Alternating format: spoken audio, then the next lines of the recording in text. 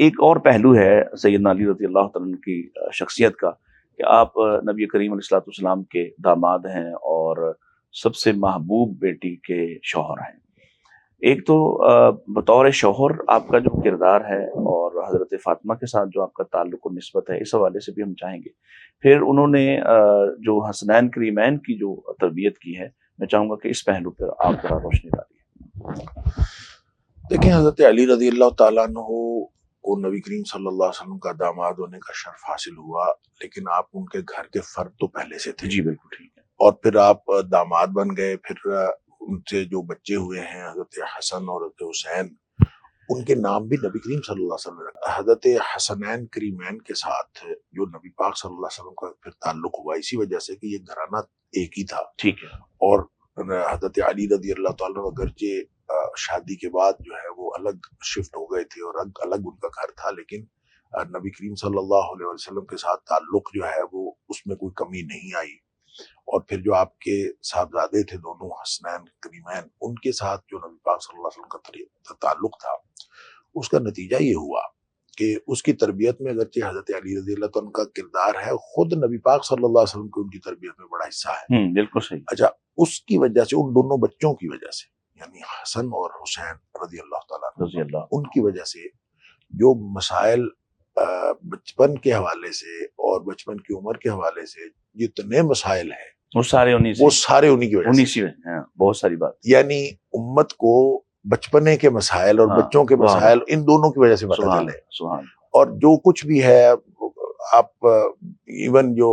کہتے ہیں کہ حدیث صحیح نہیں ہے بچے کے کان میں اذان دینے والی وہ سندن، لیکن وہ بھی حضرت حسن رضی اللہ تعالیٰ عنہ کے حوالے سے ہے کہ ان کے کان میں نام رکھنے سے، گھٹی دینے سے، اچھا اسی طرح گھٹی دینا، پھر اسی طرح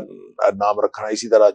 عقیقہ کرنا، اچھا یہ سارے انہی کی، حتیٰ کہ نظر بد لگ جانا، اچھا اس کا علاج، حفاظت کیسے کرنی، یہ سارے کے سارے مسائل انہی کے ذریعے۔ گویا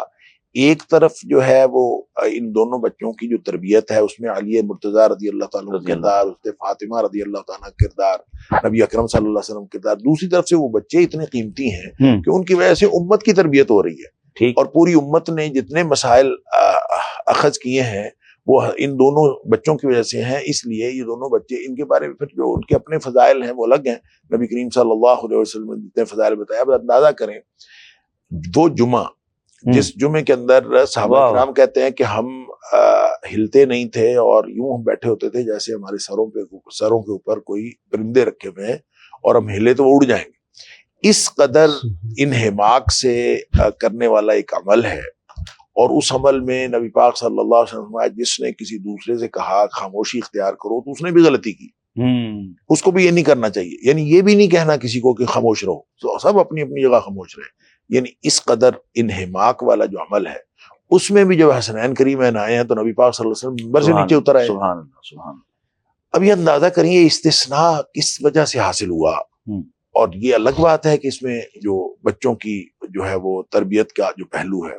تو یہ استثناء حاصل ہوا ان بچوں کی حسنین کریمین کی عظمت کی وجہ سے اور ان کی نبی پاک صلی اللہ علیہ وسلم کے ساتھ تعلق کی وجہ سے، لہذا نبی پاک صلی اللہ علیہ وسلم کو دونوں کو اٹھا لیا۔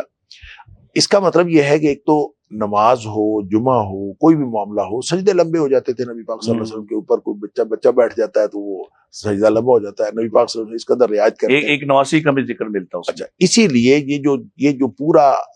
ہمارا تربیت کا نظام ہے، اس میں حسنین کریمین کی تربیت میں علی مرتضیٰ رضی اللہ تعالیٰ عنہ اور فاطمہ رضی اللہ تعالیٰ عنہ کا جو دخل ہے وہ تو ہے سو ہے، ان دونوں بچوں کی وجہ سے امت کی تربیت کا بڑا۔ واہ واہ۔